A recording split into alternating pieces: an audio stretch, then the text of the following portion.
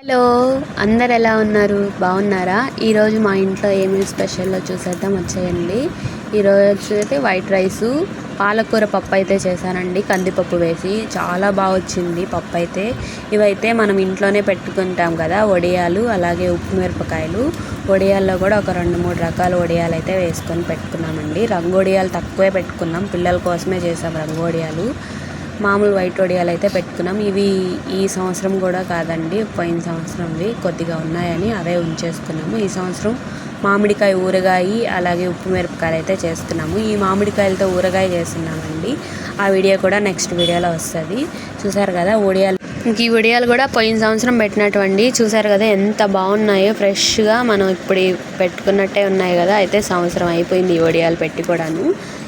అలాగే ఉప్పు మిరపకాయలు అయితే ఈ సంవత్సరం పెట్టినట్టువే లేండి. ఉప్పు మిరపకాయలు కూడా ఒక 2 కేజీలు పెట్టుకున్నాను. మీరు కూడా ఏమేమి పెట్టుకున్నారు? వీడియో కనుక నచ్చితే లైక్ చేసి